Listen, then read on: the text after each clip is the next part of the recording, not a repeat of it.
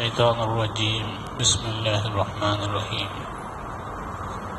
فاسألوا أهل الذكر إن كنتم لا تعلمون قال النبي صلى الله عليه وسلم طلب العلم فريضة على كل مسلم ومسلمة صدق الله العلي العظيم وصدق رسوله النبي الكريم. கண்ணியத்திற்கும் மரியாதைக்கும் உரிய இஸ்லாமிய பெரியவர்களே, சகோதரர்களே,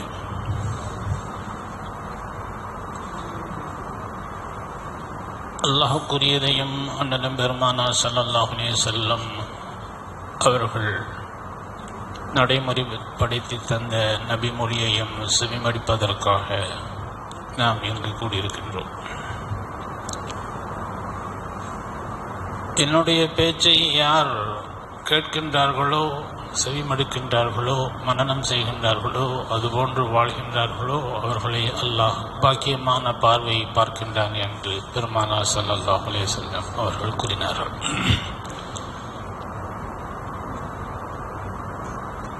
பொதுவாக இன்று கல்வியை தேடுவதில் உண்டான, மார்க்க கல்வியை தேடுவதில் உண்டான ஆர்வம் கொண்டிருக்கின்றது இளைய சமுதாயத்திடம்.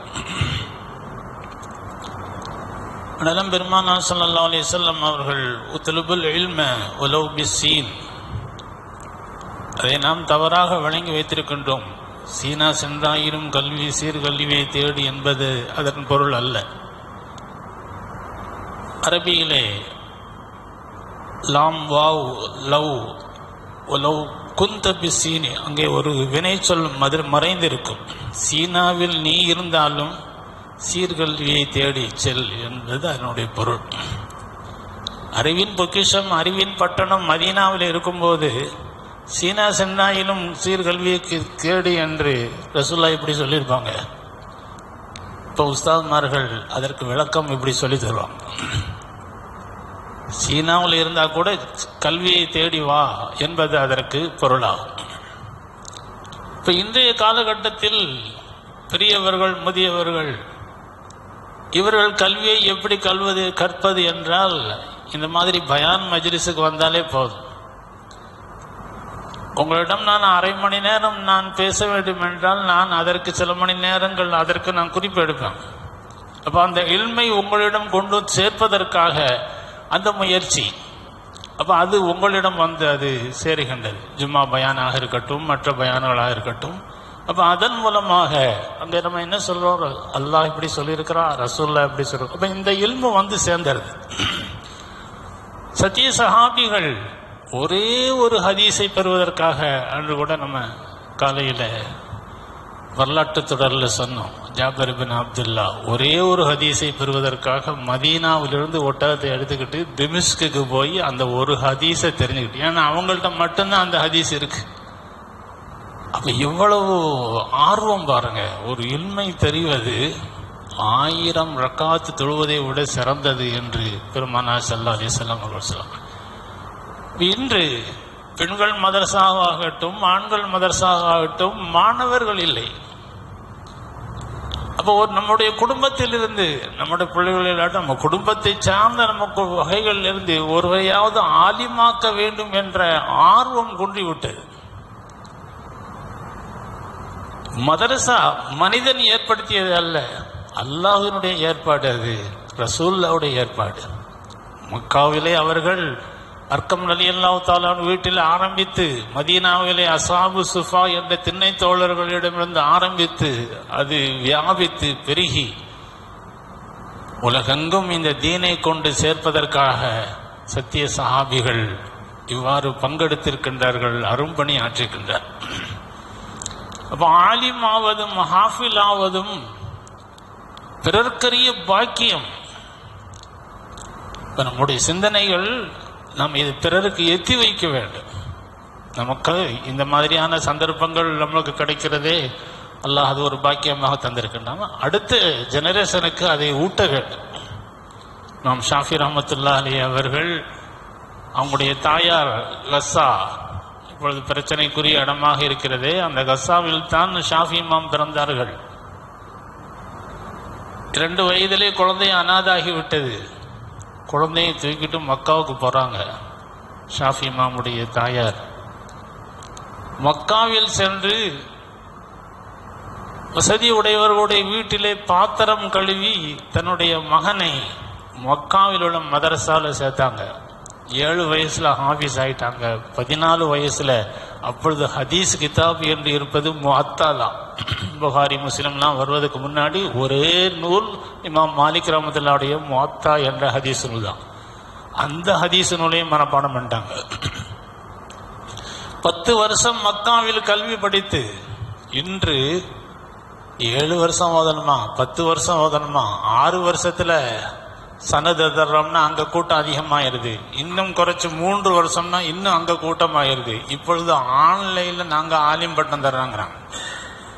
கல்வி என்பது உஸ்தாதுமாரினுடைய நேரடி பார்வையோடு கனிவோடு அங்கு மண்டியிட்டு கேட்கக்கூடிய அந்த கல்விக்கு ஈடாக ஆன்லைன் கல்வி வராது. ஆன்லைன் கல்வி அதவே சொல்லி தராது. ஆன்லைன்ல நீங்க அம்மனமா இருந்து கூட படிக்கலாம். ஆனா உஸ்தாதுமார்களிடம் நம்மளுடைய எல்லாத்தையும் நோக்குவாங்க. உங்களுடைய நகம் எப்படி இருக்கிறது, எப்படி நீங்க முடி வெட்டிருக்கீங்க, உங்களுடைய உடை எப்படி இருக்கிறது, இதெல்லாம் சேர்ந்துதான் கல்வி. மல்லா அதபலகு ஃபலா இல்மலகு, யாருக்கு அதப் இல்லையோ அவர்களுக்கு கல்வி இல்லை. அப்ப எங்கிருந்து ஆன்லைன் கல்வி? மார்க்க கல்வி உயர்த்தப்படும் கியாமத் நாள்ல. கியாமத் நாளுடைய நெருக்கத்தில் கல்வி உயர்த்தப்படும் இருக்குது. என்ன கல்வி? அப்ப கியாமத் நாள் நெருங்க சமைக்க தெரியாதா, கார் ஓட்ட தெரியாதா, பிளேட் ஓட்ட தெரியாதா? அப்ப எந்த கல்வி உயர்த்தப்படும்? மார்க்க கல்வி தான். எல்லா கல்வியும் இருக்கும். அப்ப அவைகளெல்லாம் கல்வி அல்ல, கலை. யூக அடிப்படையிலானதுதான். ஒரு மருந்து கொடுத்து பார்ப்பான், இது சரியா வரலன்னா அப்ப வேற மருந்தை கொடுத்து பார்ப்பான். அதுவும் சரியா வரலன்னா வேற மருந்தை கொடுத்து பார்ப்பான். யூகத்தின் அடிப்படையில் உள்ளதுதான் அதெல்லாம். ஆனா மார்க்கம் திட்டவட்டமாக சொல்லி எதுவும் உள்ள நுழையவும் முடியாது. இதிலிருந்து இது இப்போதைக்கு சரியா வராதுன்னு அதிலிருந்து வெளியில எடுத்தும் போட முடியாது. ஏன்னா இது ஏற்படுத்தியது அல்லாஹ். இமாம் ஷாஃபி இமாம் ரஹ்மத்துல்லாஹி மக்காவில் கல்வியை முடித்தவுடன் அவங்க தாயார் சொன்னாங்க, நான் பாத்திரம் தேத்தி நான் சம்பாதிக்கிறேன், நீ மதீனாவில் போய் படிங்க. மதீனாவில் போய் படிச்சாங்க. அங்கு 10 வருஷம் முடிஞ்சிருச்சு. அந்த கல்வியை முடிச்சு விட்டு வந்தாங்க. இமாம் அவங்களுடைய தாயார் சொன்னாங்க, பகதாதுல சிறந்த முஹத்திஸீன்கள் இருக்காங்க, அங்க போய் படிக்கணும். மீண்டும் பகதாது போறாங்க. பகதாதில் படித்து அந்த சிறு வயதிலேயே முஃப்தியாவும் ஆனாங்க. அங்க உள்ள கல்வியை கரைத்து குடித்து முஃப்தியாவும் ஆனாங்க. அந்த கல்வியை முடிச்சுட்டு வரும்போது யமன்ல சிறந்த முஹத்திஸீன்கள் அங்க போய் படிங்கிறாங்க. அவரை போன்றவர்கள் எல்லாம் குடும்பத்தோடு செட்டில் ஆயிட்டாங்க. ஆனால் தாயார் 10 பாத்திரம் தேய்ச்சி தன்னுடைய மகனுக்கு செலவுக்கு கொடுத்து படி படி படி என்றார். ஹாரூன் ரஷீது பாதுஷாவுடைய காலம். சின்ன கவிதை பிடித்தாலே பொற்காசுகளை வாங்கி வழங்குவார். இமாம் ஷாஃபி ரஹ்மத்துல்லாஹியுடைய எல்லை இல்லாத அறிவை பார்த்து அவருடைய கல்வியெல்லாம் பார்த்து தாயாரை பார்க்க போறோன்னு ஒரு பெரிய பொன் முடிப்பை கொடுத்து இதை கொண்டு போங்கிறாங்க. இமாம் ஷாஃபி ரஹ்மத்துல்லாஹி அவர்கள் நம்ம தாயாருக்கு இனி ஓய்வு கொடுத்து அவர்களுக்கு நாம கஷ்டப்பட வைக்க வேண்டாம், அவர்களை சொகுசாக வைக்கணும், இவ்வளவு காசு நம்மள்ட்ட இருக்குன்னு தங்க காசோட வர்றாங்க. இந்த செய்தி முற்கூட்டியே தெரிய யாரின் மூலமாக தெரிய வருது. இமாம் ஷாஃபி ரஹ்மத்துல்லாஹி தாயார் சொல்றாங்க, ஒரு எல்லா காசையும் ஏழைகள்கிட்ட கொடுத்துட்டு எங்கிட்ட இருந்து எப்படி போனியோ அதே மாதிரி வரணும், கல்வியோட மட்டும் வா, காசெல்லாம் வேண்டாம். எல்லா காசையும் ஏழைகள்கிட்ட கொடுத்துட்டு வந்தாங்க. இப்ப எத்தனை வருடங்கள் கல்விக்காக இவர்கள் கல்வி பயிலும் பொழுது அவங்க உஸ்தாது ஒரு வீட்டில் சாப்பாட்டுக்கு ஏற்பாடு பண்ணாங்க. அந்த அம்மா உப்பு போடாம சாப்பிடும்.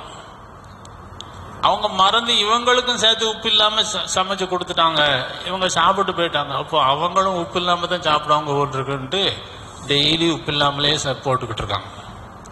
கல்வியெல்லாம் முடிச்சு விட்டு பயணம் சொல்ல போகும்போது வந்ததே வந்துட்டீங்க, சாப்பிட்டு போங்கன்னு சொன்னீங்க. சாப்பிட சொல்லும் பொழுது சாப்பிட்டார்கள்.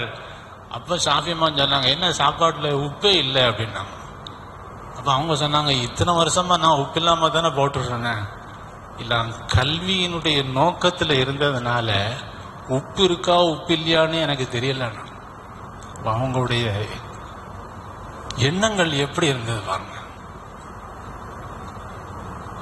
ஷேகுல் ஹதீஸ் ஜக்கரியா அல் அன்சாரி என்ற ஒரு பெரிய முஹத்திஸ் இது இருந்தாங்க. அவங்க உணவே எல்லாரும் தர்பூஸ் பழத்தை சாப்பிட்டுட்டு அந்த தோலை தூக்கி போடுவாங்க. அந்த தோலை தின்னுட்டு தான் சாப்பிட்டாங்க. கல்வியை பயின்றார்கள். இப்னு ஹஜர் அஸ்கலானி புகாரியினுடைய விரிவுரையாளர். அவங்க குடும்பமே இல்முக்காக பயணித்தது. அவங்க தாயார் அனஸ் காத்தூன் என்று பெயர். மிஸ்ரிலே ஜாமியா அமர்பின் ஆஸ் என்ற மஸ்ஜிதிலே ஒரு மேடை போட்டு திரை போடப்படும். அந்த திரைக்கு பின்னால் பல்லாயிரக்கணக்கான மாணவர்கள் இருப்பாங்க. இவங்க மனைவி பாடம் நடத்துவாங்க. ஒரு வருஷத்தில் அந்த புகாரியை முடித்து நிறைவு விழா நடக்கும்.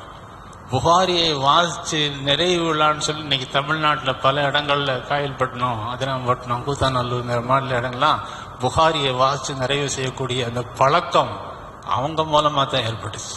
அவங்களுடைய மகளுடைய திருமணத்திற்கு சீராக 40 கழுதையில் கிதாபுகள் போச்சு. இப்போ கல்விக்கான தேடல் சில மதரசாக்கள்லாம் ஆள் இல்லாமல் வடநாட்டிலிருந்து ஆளை கொண்டு வர்றாங்க.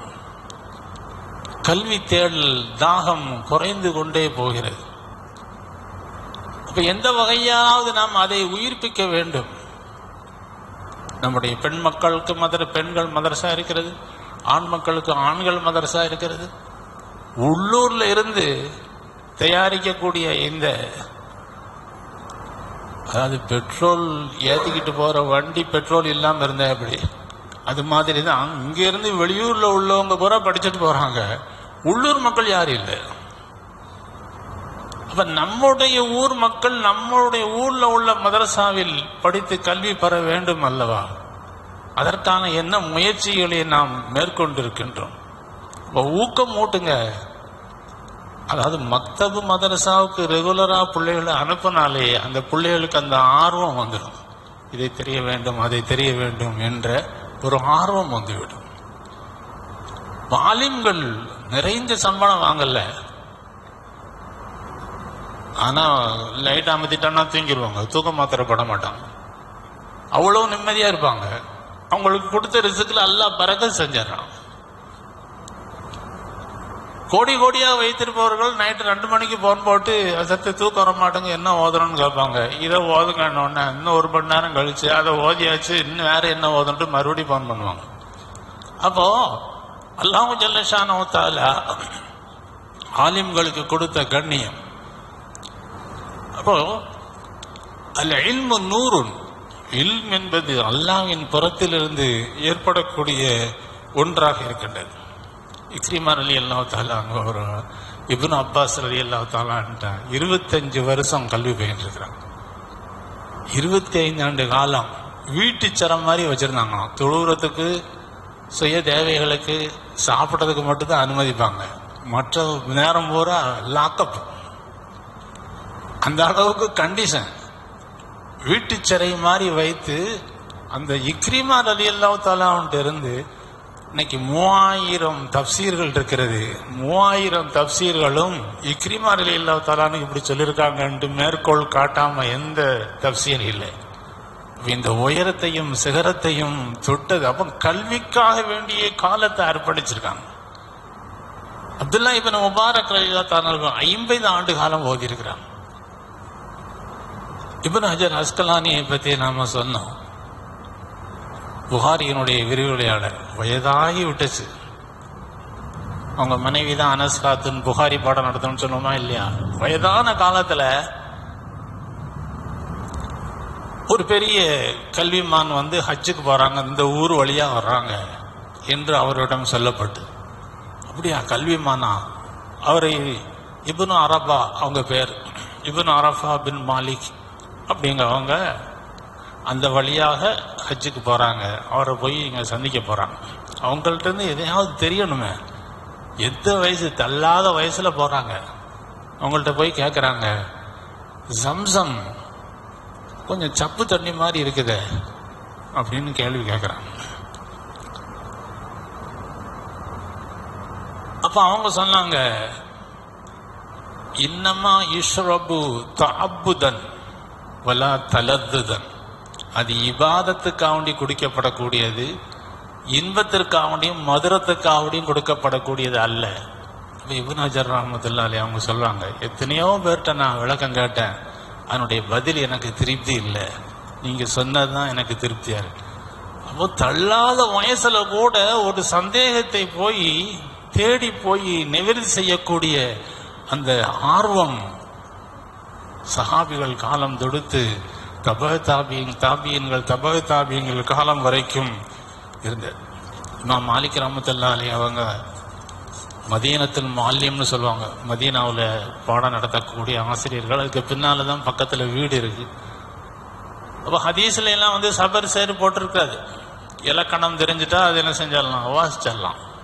இப்போ மாணவர்களை பாடம் நடத்திட்டு ஹதீஸை வாசிக்க சொல்லுவாங்க.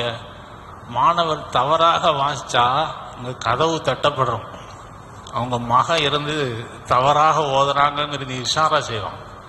எந்த அளவுக்கு பெண்கள் உயர் கல்வியை பெற்றிருக்காங்கன்னு பாருங்க. உமர் ரலியல்லாஹு தஆலாவுடைய வஃபாத்துடைய நேரத்தில் வஃபாத் ஆயிட்டாங்க. அப்போ சிலர் அழுதாங்க. அழுதவுடன் ஒரு ஹதீஸை சொல்றார், மையத்து வீட்டில் அழுதம்னா அழுதத்தின் காரணமாக அந்த மையத்துக்கு வேதனை செய்யப்படும் ஒரு ஹதீஸ் இருக்கு. அந்த ஹதீஸை சொன்னவுடன் எல்லாரும் அழுவையை நிறுத்திட்டாங்க. இப்னு அப்பாஸ் ரலியல்லாஹு தஆலா கொஞ்சம் சின்ன வயசு தான். அவங்க போய் அன்னை ஆயிஷா ரலியல்லாஹு தஆலாட்ட கேட்குறாங்க, இப்படி ஒரு ஹதீஸ் இருக்க, இதனுடைய விளக்கம் என்ன என்று கேட்டவுடன் அன்னை ஆயிஷா சித்திகா ரலியல்லாஹு அந்த ஹதீஸுக்கு விளக்கம் அப்படி அல்ல, குறைசி காஃபிர்கள்ட்ட மையம் விழுந்துச்சுன்னா காசு கொடுத்து மாரடிச்சு அழுகுறதுக்காக வேண்டி ஆளை கூட்டு வருவோம், அப்படி அழுதா தான் அந்த மையத்துக்கு வேதனை. வல்லா தசிர் வாசரத்தின் விசிறு, ஒருவர் செஞ்ச காரணத்துக்காக இன்னொரு ஆளுக்கு ஏன் வேதனை செய்யப்படும். அதாவது சத்தம் போட்டு ஒப்பாரி அழக்கூடாது என்பது வேற ஹதீஸ் இருக்கு.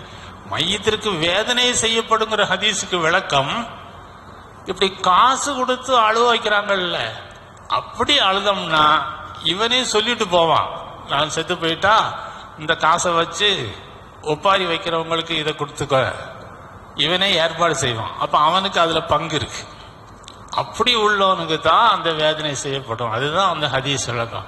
அப்ப இத்தனை பெரும் சஹாபிகள் இருக்கிறாங்க. இந்த ஹதீஸுக்கு விளக்கத்தை சொன்னது யாரு? அன்னை ஆயிஷா சித்திகா ரலியல்லாஹு தஆலா. பெண்கள் இத்தனை உயரத்தை பெற்றதின் காரணமாகத்தான் ஏராளமான சஹாபிகள் திரைக்கு பின்னால் அவர்களிடம் பாடத்தை படித்தார்கள் என்பதை பார்க்கின்றோம்.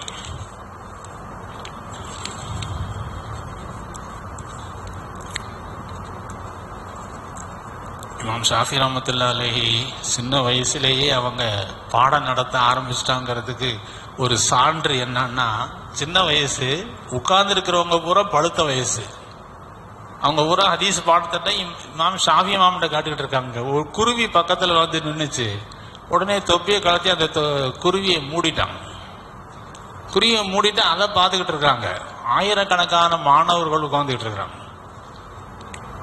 ஒரு நிமிஷம் அந்த குழந்தைத்தனம் வந்துடுச்சு, வரலாற்றில் இதை பதிவு செய்யறாங்க. அதுக்கப்புறம் தான் இவங்க சுதாரிக்கிறாங்க, பார்க்குறாங்க எல்லா ஆலிம்களும் கிதாபை குறிச்சிட்டு உட்கார்ந்துட்டு இருக்காங்க, இவங்க குருவியோடு விளையாடிட்டு இருக்காங்க.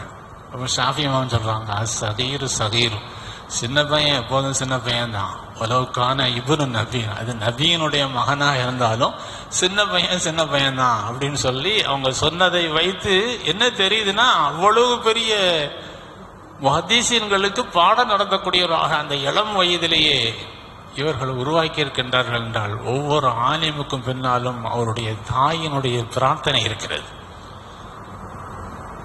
எனவே ஆர்வத்தை தூண்டுங்க, குழந்தைகளை மதரசாக்களுக்கு அனுப்பி வைங்க. 1000 மாணவர்கள் வந்தாங்கன்னா அதுல ஒரு 10 பேராவது ஆலிமாகுவார்கள், ஹாஃபில் ஆவார்கள். ஹாஃபில் ஆகிறது சாதாரணமான விஷயமா? தேவ்பந்தியனுடைய முன்னால் உள்ள முதல்வர், மிகப்பெரும் முதர்ரிஸ் அவங்க. ஹஜ்ஜுக்கு அந்த காலத்தில் டூரு மாதிரி போவாங்க, ஜியாரத்து ஹஜ்ஜு. அப்போ கெய்ரோ யூனிவர்சிட்டிக்கு போயிருக்காங்க. அங்கு அரிய கிதாப் உங்களுக்கு கிடைச்சிருக்கு.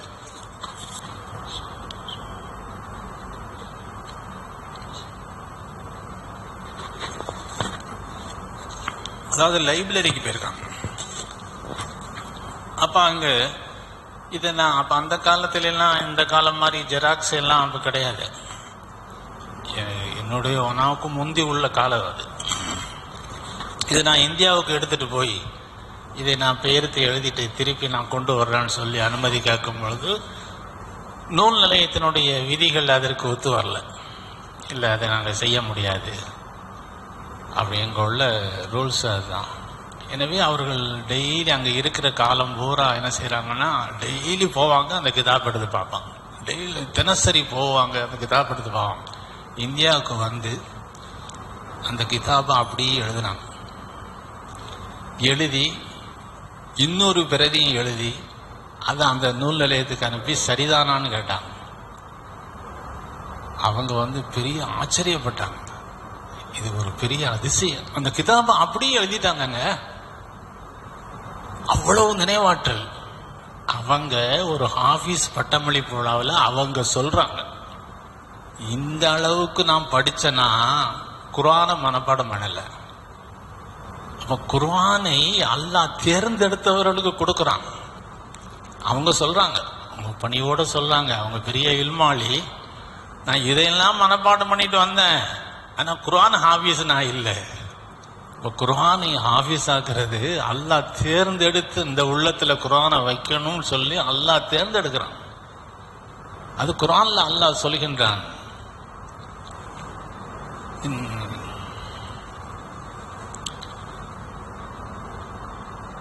சூரத்துல் ஃபாத்திர்ல ஒரு வசனத்தில் அல்லாஹ் சொல்கிறான், தேர்ந்தெடுத்தவர்களுக்கு நாம் இந்த வேதத்தை நாம் கொடுக்கிறோம். சலிச்சு சலிச்சு சலிச்சு பார்த்து இவங்களுக்கெல்லாம் அந்த குர்ஆனை கொடுக்கணும் என்று அல்லாஹ் கொடுக்கிறான். ஆக இங்க பெண்கள் மதரசால படிச்சுக்கொண்டே, எங்க ஊர்ல படித்துக்கொண்டே ஹாஃபீஸ் ஆயிடுறாங்க, படித்துக்கொண்டே ஆலிம் ஆயிடுறாங்க. அதற்கான முயற்சிகள் வேணும். ஒரு பெண் ஒரு தீனியத்தான் நம்ம வீட்டில் வந்துட்டாங்கன்னா பாரம்பரியமே பாக்கியமா போயிடும். தவறாக ஒன்று நடக்கும் பொழுது அதை தடுத்து நிறுத்துவாங்க. அதெல்லாம் செய்யக்கூடாதுமா, அது தவறு, இந்த மார்க்கத்தில் இடம் இல்லை, இது மூட நம்பிக்கையானது என்று அவர்கள் சொல்வார்கள்.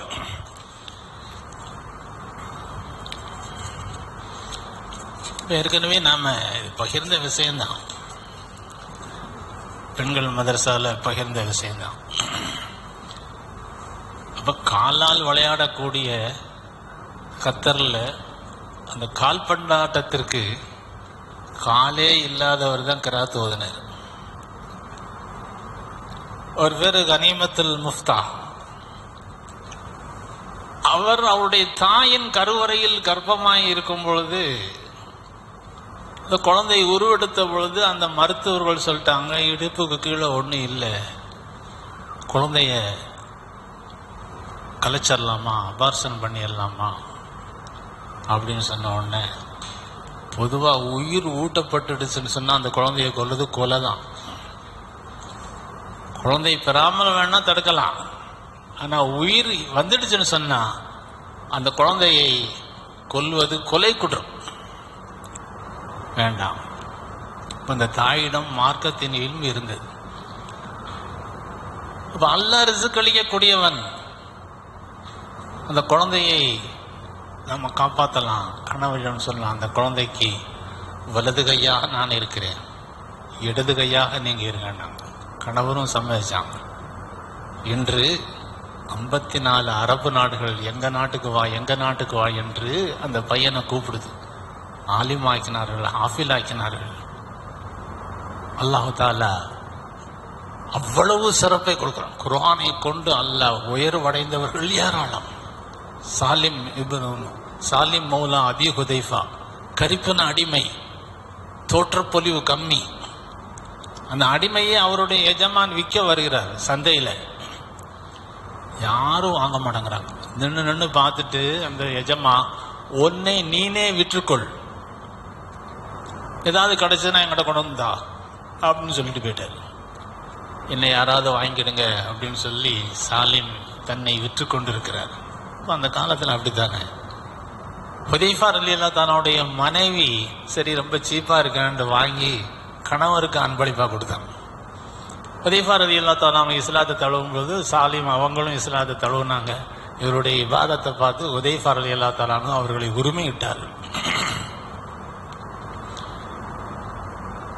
ஆயிஷா ரலியல்லாஹு தஆலா அவர்கள் வீட்டிற்கு தாமதமாக வருகிறார்கள்.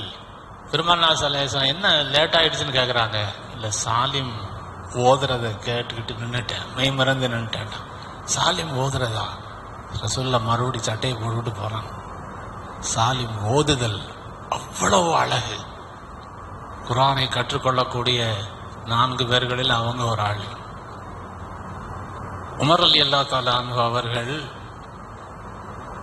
குத்தப்பட்டு அவர்கள் மரணப்படுக்கையில் இருக்கும் பொழுது 10 பேரை, அதாவது சொர்க்கத்தை கொண்டு சோபனம் சொல்லப்பட்டவர்கள் அபூபக்கர் சித்தீக் ரலியல்லாஹு தஆலா இல்லை, உமர் ரலியல்லாஹு தஆலா தான் இப்போ பாதிப்பு இருக்காங்க. மிச்சம் 8 பேரில் நீங்கள் ஏற்படுத்தி உங்களுக்குள்ள ஒரு ஆணையை நீங்கள் கலீஃபாவாக ஆக்கிடுங்கன்ட்டாங்க. அப்போ அவங்க சொன்னாங்க, அபூபக்கர் சித்தீக் ரலியல்லாஹு தஆலா அன்ஹு எனக்கு பின்னால் உமர்னு சொல்லி தீர்மானமாக ஒரு தெரிவு செய்து ஒரு லெட்டர் எழுதிட்டாங்க. அது மாதிரி நீங்கள் ஒரு ஆணை தேர்ந்தெடுத்தா என்ன என்று சொன்ன பொழுது உமர் ரலியல்லாஹு தஆலா சொன்னாங்க, சாலிம் ரலியல்லாஹு தஆலா அப்போ இல்லை, சாலிம் மட்டும் இப்போ இருந்திருந்தா சாலிமை நான் எனக்கு பிறகு ஹலீஃபாவாக ஆக்கியிருப்பேன். தன்னைத்தானே சந்தையில் விற்று வந்தவர் குர்ஆனை கொண்டு எந்த அளவுக்கு உயர்ந்திருக்கிறார்கள் என்றால் உமர் ரலியல்லாஹு தஆலா அவர்களுக்கு பின்னால ஹலீஃபாவாக ஆகிறதுக்கு உண்டான தகுதியில் அவங்க இருந்திருக்காங்க. இடவெள்ள கவர்னராகவும் இருந்திருக்காங்க சாலிம். அப்போ குர்ஆன் நீங்கள் பிரியப்பட்டாலே அல்லாஹ் தஆலா பிரியப்படுறேன்னு அர்த்தம். அல்லாஹ் உங்களுடைய அந்தஸ்தை உயர்த்துவான். எனவே மார்க்க கல்வி பயில்வதற்கு பிறரை தூண்டுங்கள். நம்ம மஹல்லாவில் மதரசா இருக்குது, ஆண்களுக்கான மதரசாவும் இருக்குது, பெண்களுக்கான மதரசாவும் இருக்குது. அறைகோல் விடுகின்றோம். உள்ளூர் பிள்ளை யாரும் இல்லை. அவங்க குழந்தைகளை மார்க்க கல்வியை கொடுப்பதற்கு தான் கொடுக்குறோம். தீனை கொடுக்க வேண்டும். ஒரு தகப்பன் தன் பிள்ளைக்கு சொத்து சேர்க்கிறதிலே மிகச்சிறந்த அன்பளிப்பு மார்க்க கல்வியையும் ஒழுக்கத்தையும் கொடுக்கறதான ஹதீஸ் இருக்கு. எனவே அதற்கான முயற்சியில் நாம் ஈடுபடுவோம். அல்லாஹ் நல்ல தௌஃபீக் செய்தருள் புரிவானாக. அந்த சிந்தனையோடு நாம் சிறிது நேரம் திக்ர் செய்வோம். فَاعْلَمْ أَنَّهُ أَفْضَلُ الذِّكْرِ لَا إِلَهَ إِلَّا اللَّهُ